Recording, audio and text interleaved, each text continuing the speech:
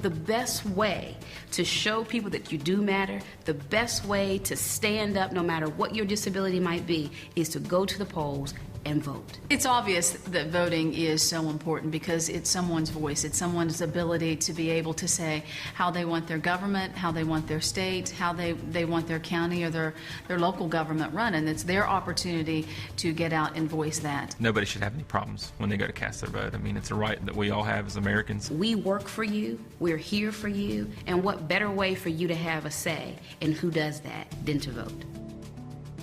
The West Virginia Advocates present You Have the Right to Vote. This video is designed to educate the rights of voters with a disability and the applicable laws important for people with disabilities to know. Voting is important for people with disabilities, and you deserve to have information that will both educate and make you aware of your voting rights as a citizen of West Virginia. Here's what we'll cover in this video: the voter registration process, polling place accessibility, the process of how to vote, your rights as a voter with a disability, and the applicable laws. This video is being provided to you by the West Virginia Advocates, a federally mandated protection and advocacy system for people with disabilities in West Virginia. Their services are confidential and free of charge. We believe that it's important that everybody knows their rights, everybody's aware of the federal laws that the states and the municipalities have to abide by when they go to cast their vote. And now the West Virginia Advocates present You Have the Right to Vote. Registration is your first step. So who is eligible? To vote in the general election, you must be a registered voter. To be registered to vote, you must be at least 18 years old before the next election. You cannot be under a court ruling of mental incompetence. You must be a resident of West Virginia and the county where you register, a citizen of the United States, and not currently under conviction for a felony, including probation or parole. Voting rights are restored when the term of a conviction ends. It's also important to note that to vote in an election, you must register to vote at least 21 days before that election. So how do you register to vote? First, you may register in person or by mail. Second, you will need to fill out a registration form. Third, you must provide valid identification, and if you choose to register by mail, you must provide a copy of your identification along with a registration form. Examples of acceptable identification include a current valid photo ID with a current address or a copy of one of your utility bills. Here's how to complete the voter registration form. Enter your personal information in the space provided on the voter registration form. This includes your name, address, county in which you live, phone number, and driver's license number. If you do not have a driver's license number, then you may provide the last 4 digits of your Social Security number instead. Then provide your political party affiliation. If you do not belong to any specific political party or simply are not sure, just select the No Party Choice box, which will indicate you as an independent registered voter.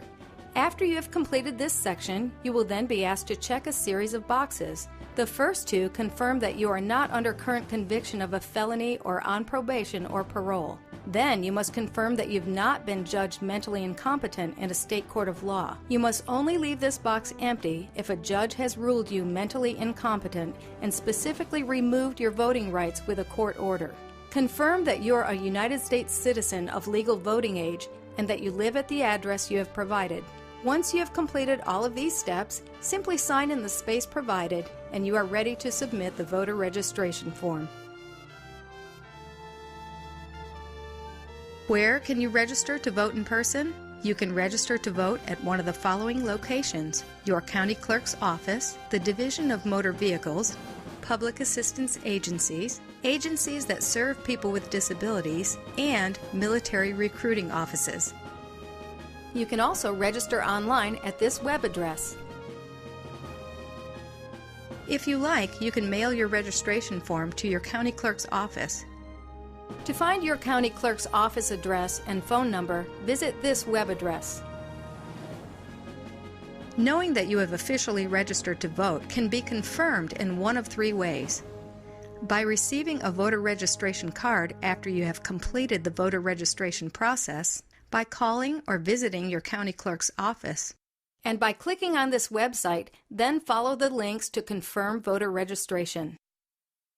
Voter rights represent everyone. It's important that you know you have rights as a voter with a disability. Here are just some examples of those rights. You have the right to vote at your polling place. If you need help voting, you can have someone of your choice help you. You can ask to vote from your vehicle. You have the right to have a service animal with you inside a polling place. As a registered voter in West Virginia, you also have the right to vote by either provisional or absentee ballot. Absentee ballot requests can be made if a registered voter is ill or injured, has a physical disability, immobile due to advanced age, limited due to other medical reasons, in an institution or hospital. Here's the process for obtaining an absentee ballot. First, contact your county clerk to request that an absentee ballot application be mailed to you. Second, complete and send in or return in person the application to the county clerk's office no later than the 6th day before the election. Third, the county clerk will mail you the absentee ballot prior to the next election. Finally, if you have difficulty or cannot sign your name, you can make your mark and have a witness sign the application and ballot. Process of provisional ballot voting. First, if your name is not on the voting list, you must be given a provisional ballot to vote.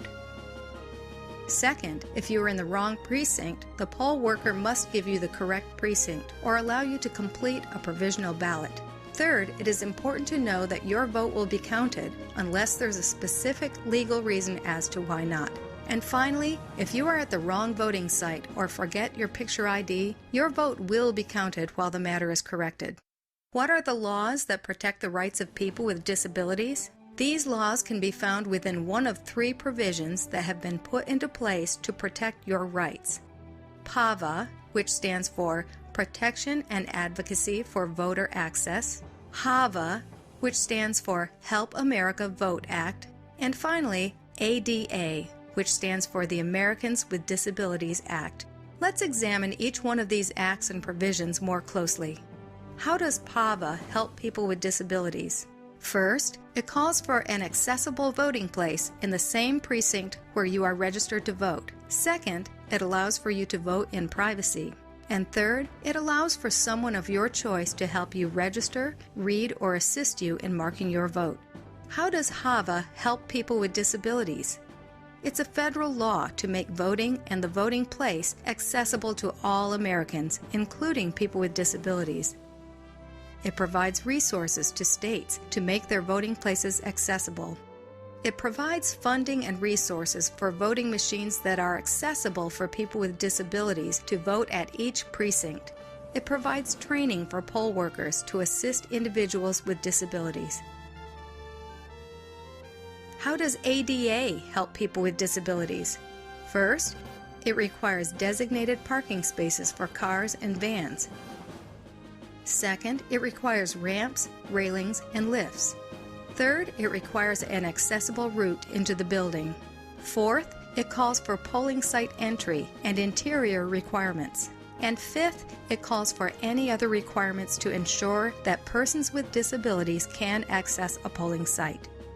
All of these acts and provisions, PAVA, HAVA, and ADA, have been put into place to both protect and facilitate your assistance toward making sure that your rights as a disabled voter are both enhanced and preserved. And because you must have accessibility to a voting place in the same precinct where you are registered, you should not be asked to go to another precinct due to lack of an accessible voting machine. I take that very seriously, and we do that in making sure that precincts are accessible, that gravel parking lots are turned into paved parking lots, that there are ramps, that there are signs that show where it's easier to get to a polling place. That's where I feel that I can make sure that folks can get to the polling place with as much ease as they can. Now, let's look in more detail at the specific physical area requirements of your polling location. The surface must be relatively flat, clear of mud and gravel. The surface must be in good condition, without wide cracks or broken pavement. There must be a minimum of 1 van-accessible space with at least a 96-inch wide access aisle.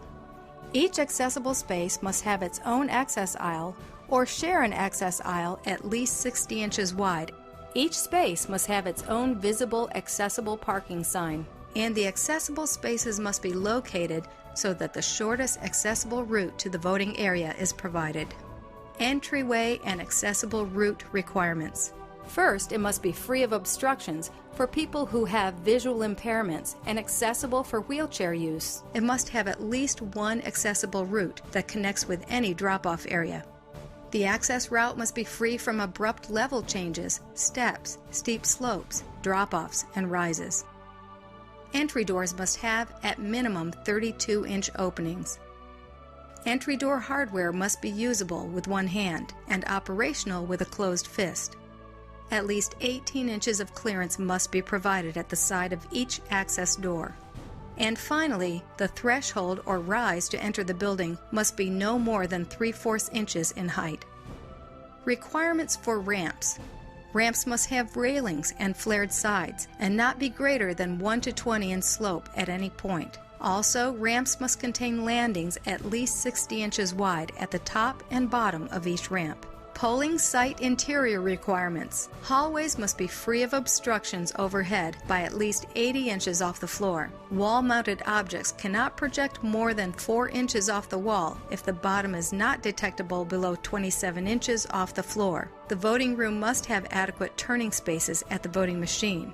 Elevator requirements. Elevator floor dimensions must be at least 48 inches by 48 inches. Elevator buttons must be mounted with the center line at 42 inches above the floor and no more than 48 inches above the floor. There must be raised letters and Braille characters used to identify each floor button and control. And the elevator must be equipped with audible tones or bells to indicate each floor has passed. Requirements for lifts. The lift must be operational and allow a wheelchair user unassisted entry, operation, and exit. Also, the lift controls must be operational with one hand, without tight grasping, pinching, or twisting. Requirements for voting machines. The HAVA Act requires each polling site have at least one accessible electronic voting machine, and that voting machines must allow individuals with all types of disabilities access to the machines to vote.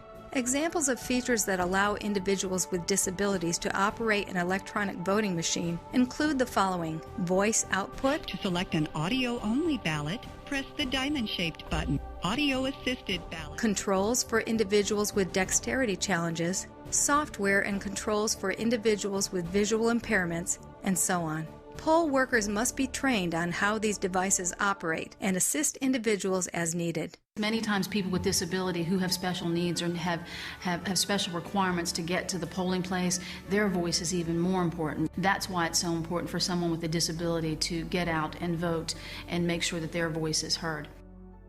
What can you do if your voting place is not accessible? You can contact West Virginia Advocates at 1-800-950-5250. Contact your local county clerk's office. Call the West Virginia Secretary of State's office at 1-888-SOS-VOTE. And you may also file a complaint with the U.S. Department of Justice. It's important for voters with disabilities to know that if they have any problems while they're trying to vote or any concerns before they do go cast their vote, we can certainly help them resolve any of those problems or alleviate any of those concerns before they go by giving us a quick call or stopping by our office. The election process and voting is really the foundation of our democracy. It is what we are. It's what makes us so great, is that folks are able to go to the polls, to freely vote for whom they wish, and I just think that that is paramount for our society. We believe it's important for the disability community to get out and vote because there are so many decisions that our elected leaders make that affect them in their daily lives every year. I believe that everybody in the state of West Virginia matters, that everybody in the state of West Virginia should take the effort and the opportunity to cast their ballot. Have a say, use your voice, vote.